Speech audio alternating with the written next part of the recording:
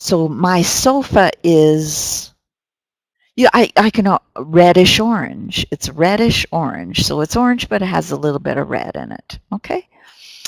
So now we have chins, your chin. Okay, so you can have a dimpled chin. That's when it has that little, it's like a little hole in it right in the middle. And it's really nice when you have dimpled cheeks. They're really quite attractive when somebody has a dimple. Sometimes you only have a dimple when you smile. And that's, if you have a dimple when you smile, that's a really terrific thing. But you should remember to always smile anyway. Did you know that when you smile, you look younger? They've proven this with photos. So if you want to look younger, keep smiling, okay? So that's one way to look younger. So you might have a flat chin. It's just, it doesn't stick out at all. Or it might be pointed. It comes down in a long point. Or it might be square, kind of have a square. Or you just have a round chin. But you don't really notice the chin unless it's pointed or, something that, if it's dimpled, then you notice it, right? These are the things you notice when they're this way. Okay, so we have a picture of a girl here. And let's see if you can describe this girl for me. Let's have a little bit of practice. Greenish gray eyes you have, Irina. Okay, good. Grayish green. Okay, so let's see if we can describe this girl. Let's describe her eyes, her chin, her lips, anything that you can think of to describe her. What stands out the most to you when you look at her? She has a pointed chin, a little bit. Yeah, I think so, or maybe a little bit square. Yeah, I think she has a small chin. It's not very big. Okay. Usually a pointed chin is a little bit bigger, I think. Okay. She has green eyes. Good. She has slanted eyes. Her eyes look slanted, don't they? It's probably her makeup, and you can use your makeup to get that slant, okay? She is wearing makeup. You can always say that too. She's wearing makeup. She has expressive eyes. Very good. Okay. Her eyes are almost piercing. I'd say she has piercing eyes. They're looking right at you. It's almost like a stare. It's a really strong look when you have piercing eyes. You have strong eyes. They're expressive, but they're also piercing a little bit. Good. She has a snub nose. Okay, good. Or a stub nose, a snub, or a pug nose. Okay, good. Pug nose or a snub nose? I think so, yeah. It looks a little bit like that. She has kissable lips. Good on you. Okay. She has medium, a bit full lips. Her lips look full to me as well. Yeah. And she's wearing a lipstick. Okay. Lipstick. Good. She has a medium full. Yeah. Well, you wouldn't say medium if they're full, so you're just going to say full. Just full lips, probably. Okay, just a slight smile. Okay, that was pretty good. Pretty good description of her. An oval face. Well done. I think she has an oval face as well. Okay, good. Anybody else? Okay, good. She has a round face, bright. Let's go back. She has a round face.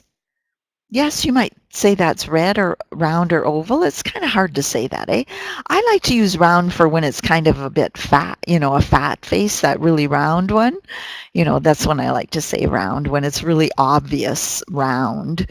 You have the big round cheeks and everything is a little bit fat. Big green wide set eyes. Very well done. You got the wide set. They are quite a ways away from her nose and everything, right? Good. Well-defined, plump, P-L-U-M-P lips. Well done. And red hair. Super. What a great description. Okay. And no bangs. Looks like she grew her fringe or her bangs out. Okay, good. She has a freckled face. She might, because I have a really tiny picture and I can't see the freckles, but maybe she does. She has a freckled face. She has freckles. Okay, good. Somebody noticed that I can't see in the tiny picture on mine. Okay, well done, Maria and Yana.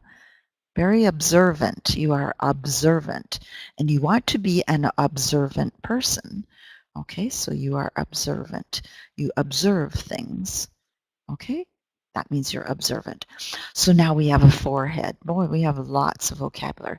So we have a high forehead. It's not a tall forehead, it's a high one. It's broad when it's wide. It's narrow if it's narrow, and a low one is the opposite to high, a low forehead and a high forehead. Okay, so high and low, broad, wide, and narrow. Broad again, probably was another word there, but I might have changed it. A slanted forehead, that's when it's really obviously, it has an angle to it, and some people do. Like mine's pretty flat, but you can have one that's slanted. Now, domed, we don't really talk about a domed forehead, so I don't know how to describe this. There's a Russian word for it here, but there's no English word for a domed forehead. But you can have a domed head, okay? And even then, we don't usually say that, a domed head. And that's when you've got a really high forehead, a super high forehead. So your head looks like a big dome, like a dome on a church. You know what a dome on a church is? The big tower round thing on a church. You especially have these in Russia, domes on your churches. And so a domed head would be, you have this really high forehead, okay? But we don't use that very often, okay? In English, in American English anyway. Okay. So we have all those descriptions for her forehead. So she has a high, broad forehead, okay? It's a big one, isn't it? She has a really big forehead. If you get stuck, you can just call it big if you want, okay? She's an enormous forehead, a huge forehead. Looks really big to me. Okay, now here's something to describe men. So here's his mustache, okay? And then he has this little beard, but it's not really a beard, okay? This is when you have just this little tiny thing. It's called a goatee. I think it's spelled this way, goatee. Okay? Pretty sure it is, goatee. Okay? It might be an IE, but I doubt it. Usually I'm right the first time. I'm an editor. Usually I get it right the first time, so it's probably spelled goatee this way. A beard is all right across, and you can have a full beard, which is right across, okay, or just a beard, okay? A beard or a full beard or a trimmed beard is when it's really neat. When it's really neat, it's a trimmed beard. You trimmed it, okay, with scissors or something. But a full beard is you just let it grow out, okay? It's just big and bushy probably. So a trimmed beard. But this is a goatee. This is not a beard, okay? And this is called a pencil mustache, I think they call it, because it's long and thin like a mustache. It's a special kind of mustache, okay?